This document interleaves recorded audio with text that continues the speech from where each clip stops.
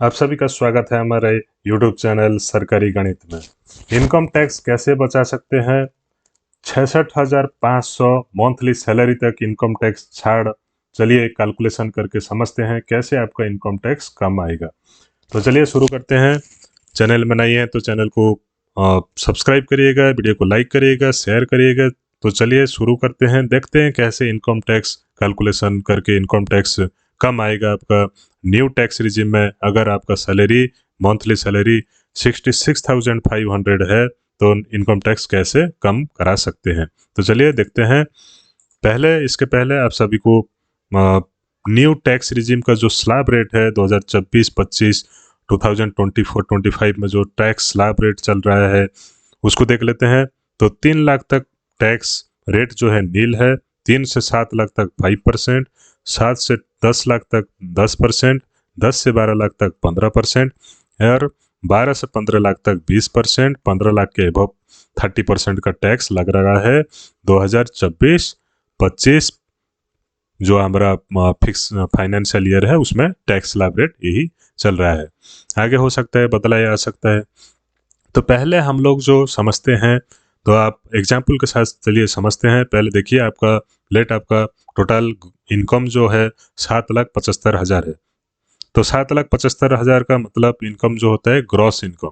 Gross में क्या क्या रहता है ना, आपका बेसिक रहता है, उसके साथ आपका डीए रहता है, आपका एचआरए रहता है और जो कोई भी आपका अलाउंस रहता है, सब कुछ मिलाकर अगर आपका 7,75,000 रुपये ग्रॉस इनकम है, उसके ऊपर टैक्स कैलकुलेशन करके देखते हैं कितना आता है टैक्स। तो पहले आपका 75,000 रुपये का स्टैंडर्ड डिडक्शन 75,000 का, तो टोटल टैक्सेबल इनकम हो जाएगा आपका 7 लाख। उससे ये जो 7 लाख आ रहा है कौन से स्लैब में पड़ेगा ना, 3 से 7 लाख के अंदर स्लैब रेट में आता है। तो 3 से 7 के अंदर अगर स्लैब रेट में आता है तो जितना आपका इसके अंदर गैप है, 3 से 7 में कितना आता है ना 4 लाख, तो 4 लाख का 5% स्लैब के अनुसार जो स्लैब हमारा है 3 से 7 के अंदर 5%। तो 3 से 7 के अंदर 5% कैलकुलेशन करने से कितना टैक्स बनता है ना, 20,000 का टैक्स बनता है। लेकिन हम लोगों को पता है tax rebate under 87A section के तहत 20,000 रुपये का टैक्स छाड़ मिल जाएगा। उसका मतलब हमारा जो टैक्स बनता है कितना बनता है ना, नील बनता है, अर्थात जीरो टैक्स। कितने इनकम पे ना, 7,75,000 ग्रॉस इनकम पे आपका जो टैक्स हो जाएगा कितना हो जाएगा ना, जीरो हो जाएगा। उसके बाद देखिए चलते हैं, और एक होता है मार्जिनल रिलीफ।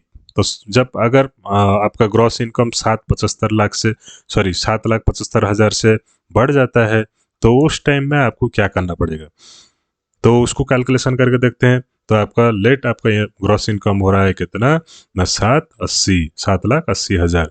तो 7,80,000 से स्टैंडर्ड डिडक्शन सबसे माइनस करना पड़ता है। तो कितना हो गया, 7,05,000 रुपये का अपना हो गया क्या ना, टोटल टैक्सेबल इनकम। तो टैक्सेबल इनकम हो गया आपका 7,05,000। तो यहाँ पर स्लैब रेट के अनुसार कैलकुलेशन करके देखते हैं कितना आपका टैक्स बनता है। तो 7 लाख से 10 लाख जो होता है वो उसमें क्या रहता है ना, 10% रहता है। उसके पहले 5% वाला एक स्लैब था, देखिए यहाँ से 3 से 7 में 5% और 7 से 10 में 10%। तो 5% का मतलब 3 से 7 में कितना गैप था, 4 लाख का गैप। तो उससे क्या टैक्स बनता था ना, 20,000 का टैक्स बनता था, ये जो स्लैब में बनता था।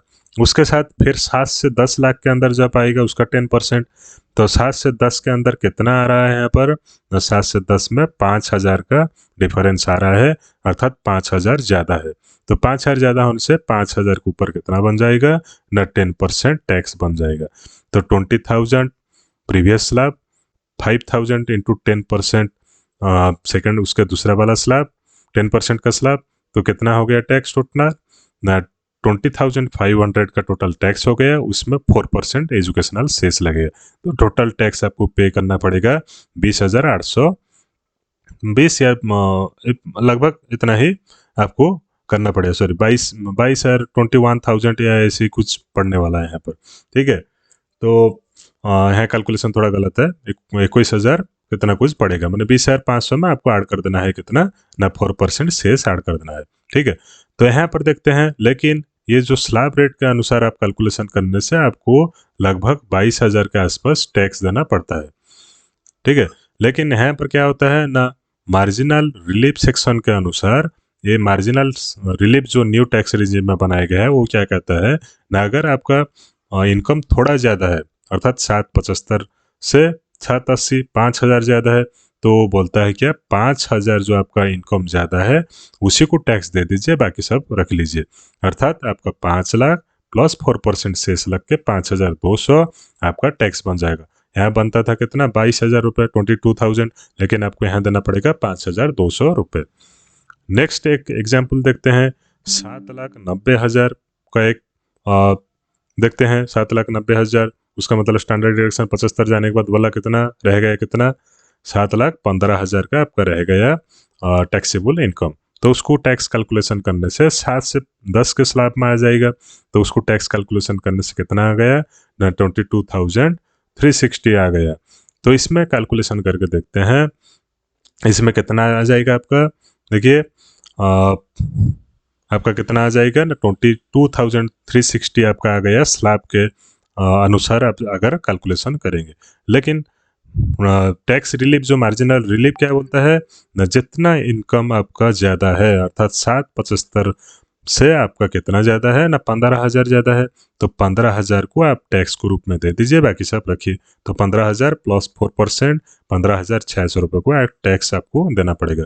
यहाँ पड़ता था कितना, इधर पड़ता है 22,360 रुपये का टैक्स पड़ रहा था, यहाँ पड़ रहा है 15,600 रुपये का टैक्स। तो यहाँ पर कम हो रहा है किस लिए ना, मार्जिनल रिलीफ के अनुसार, ठीक है। तो ऐसे करके ही आपका कितना तक चलेगा ना, आपका लास्ट लिमिट जो हैगा कितना चलेगा ना 97,202 इतना ही तक आपका क्या पड़ेगा ना टैक्स मार्जिनल के अनुसार पड़ेगा, लिमिट है। उसके बाद आपका जो स्लैब रेट के अनुसार आपका टैक्स पड़ेगा। धन्यवाद। वीडियो को लाइक, चैनल को सब्सक्राइब जरूर कीजिएगा।